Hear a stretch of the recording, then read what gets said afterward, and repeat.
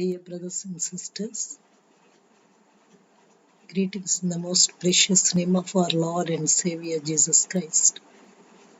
ప్రభునందు ప్రియమైన సహోదర సహోదరులారా, ప్రభు అయిన యేసు నామములో మీ అందరికీ వందనాలు. For the past few days, I am getting this thought of leaving a Bible verse daily as thought for the day, so that those who are hearing to this voice will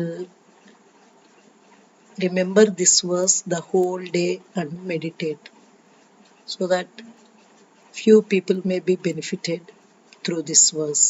That is my desire.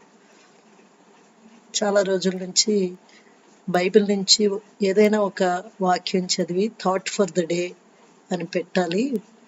So అప్పుడు రోజంతా ఈ వాక్యం విన్నవాళ్ళు ఈ వాక్యాన్ని మనసులో గుర్తుపెట్టుకొని దాన్ని మెడిటేట్ చేస్తే కొంతమందికైనా ఉపయోగపడుతుంది అనే ఆలోచన వచ్చింది. సో ఈరోజు బైబిల్లో 2 Chronicles 25:2లో ఒక వచనం చదవబోతున్నాను. So today I am reading 2 Chronicles 25:2. Today this is the topic in our church. So I wanted to start with this topic only. ఈరోజు మా చర్చ్లో ఈ టాపిక్ చెప్పారు, అందుకనే ఈ టాపిక్ తోటి మొదలు పెడదాం డే 1 అని అనిపించింది, అందుకనే చెప్తున్నాను. సో 2 Chronicles 25:2 చదివితే ఇక్కడ రాజైన అమజ్యా గురించి వ్రాయబడింది అనమాట. అమజ్యా was 25 years old when he became king, and he reigned in Jerusalem 29 years. His mother's name was Jehoadan. She was from Jerusalem. He did what was right in the eyes of the Lord, but not wholeheartedly. So తెలుగులో చదువుకుందాం.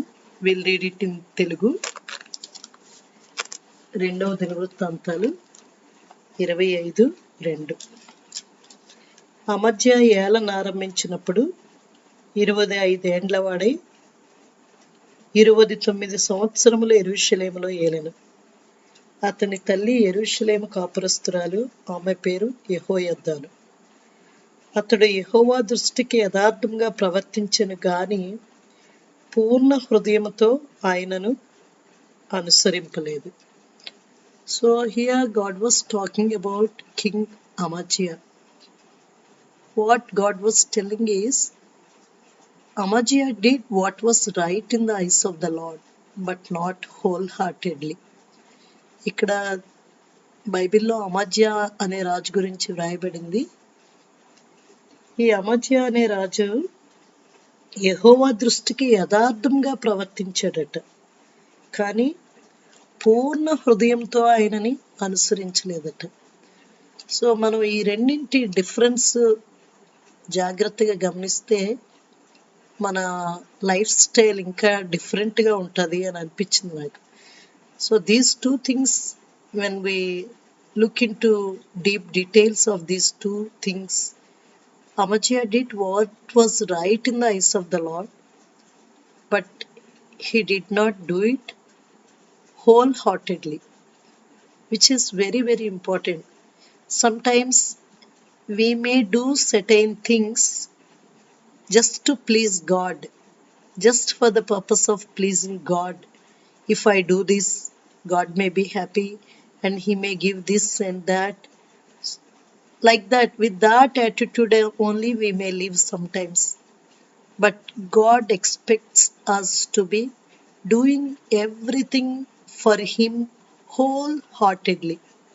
చాలాసార్లు ఏదో దేవుణ్ణి సంతోషపెట్టాలి, దేవుణ్ణి నేను ఇది చేస్తే అది ఇస్తాడు, అది చేస్తే ఇది ఇస్తాడు అని మనం కొన్ని పనులు చేస్తూ ఉంటాం.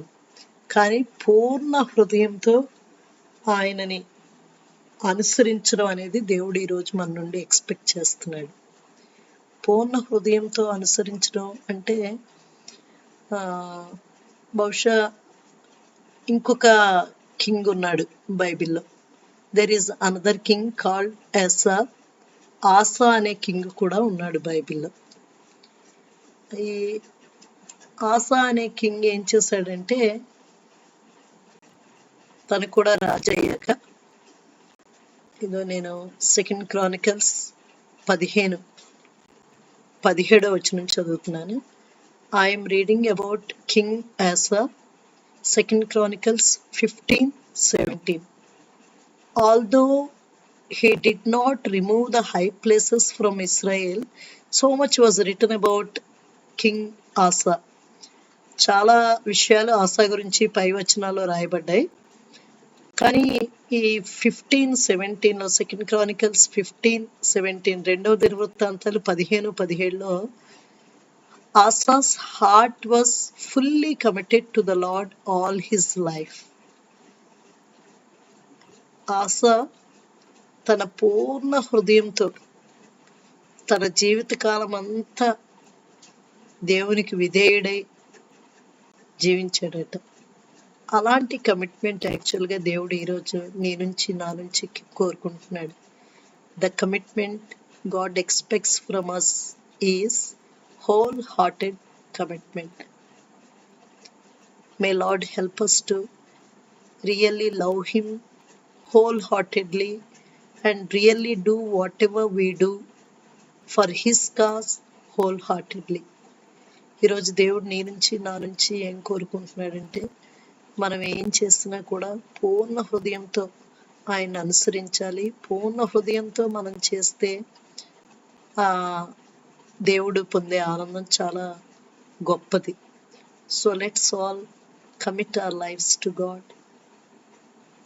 Wholehearted commitment is what God is expecting from all of us. పూర్ణ హృదయంతో ఆయన్ని అనుసరించి ఆయన నామానికి మహిమ తెచ్చేలాగా మనందరం జీవించాలని నా ప్రార్థన. Thank you.